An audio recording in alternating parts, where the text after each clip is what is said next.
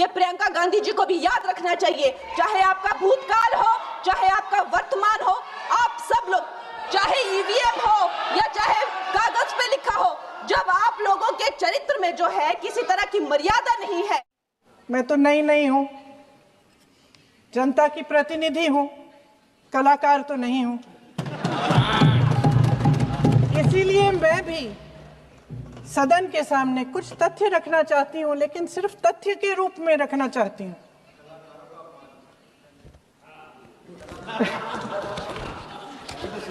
मैं उदाहरण दे देती हूँ। सर मांग रहे हैं सर वंदे मातरम के बारे में, वंदे मातरम की जो सालगिरह पे आपने एक बड़ा कार्यक्रम आयोजित किया था, उसमें प्रधानमंत्री जी ने भाषण दिया।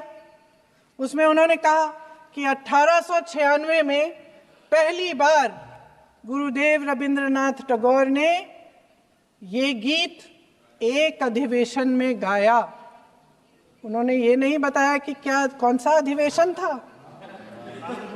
हिंदू महासभा का अधिवेशन था, आरएसएस का अधिवेशन था।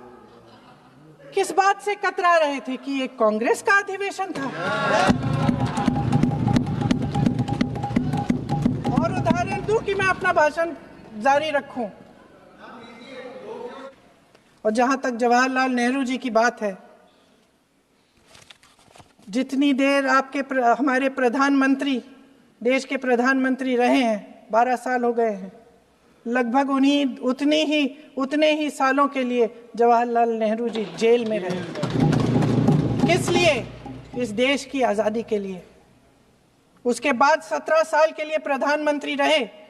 आप बड़ी आलोचना करते हैं इनकी, लेकिन अगर इन्होंने इसरो नहीं बनाया होता तो आज आपका मंगलयान नहीं होता। अगर डीआरडीओ नहीं बनाया होता तो तेजस नहीं बनता। अगर आईआईटी और आईआईएम नहीं बनाए होते तो हम आज आईटी में आगे नहीं होते। अगर एम्स नहीं बनाया होता तो हम कोरोना की जब बड़ी चुनौती का सामना कैसे करते। हाँ, वही बना कुछ भी।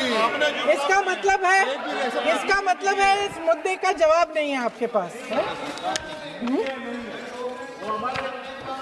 अगर इन्होंने बीएचईएल, गेल, सेल, भाखड़ा नंगल ये सब नहीं बनाया होता जो आप सब बेच रहे हैं,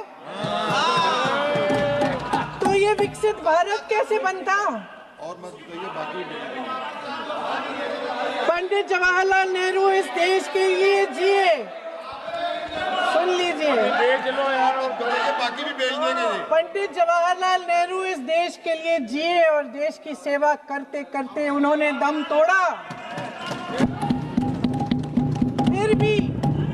फिर भी सुन लीजिए, मेरी एक सलाह ले लीजिए।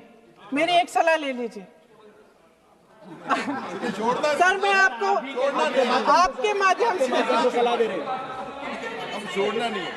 सर मैं आपके माध्यम से एक सलाह दे देती हूँ।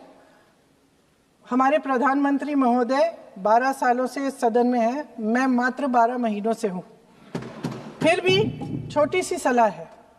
उन्होंने अभी हाल ही में चुनाव था, कुछ महीनों पहले उन्होंने एक सूची निकाली थी कि विपक्षी दलों ने और विपक्ष के नेताओं ने कितने अपमान किए हैं इनके, और उसमें शायद 90-99 ऐसे उन्होंने अपमानों की सूची बनाई थी। तो मैं उनको एक छोटी सलाह देना चाहती हूँ कि नेहरू जी से जितनी भी शिकायतें हैं, जितनी भी गलतियां उन्होंने की आपके जहन में, जितनी भी गालियां देनी है, जितना भी अपमान करना है, उसकी भी एक सूची बना दीजिए। नहीं, बात खत्म नहीं है। 999 अपमान, 9999 अपमान, सूची बना दीजिए।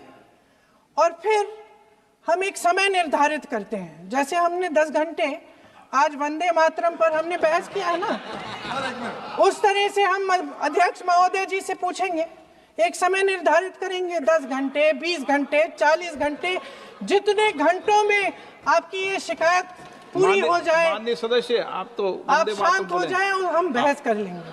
लेकिन इस सदन का कीमती समय, जिसके लिए हमें यहाँ पे जनता ने भेजा है, जैसे हमें जनता की समस्याओं को हल करने के लिए चर्चा करनी चाहिए, इस्तेमाल करना चाहिए, उसको एसी के लिए इस्तेमाल करिए। उसके बाद जैसे अंग्रेजी में कहते हैं ना, जैसे अंग्रेजी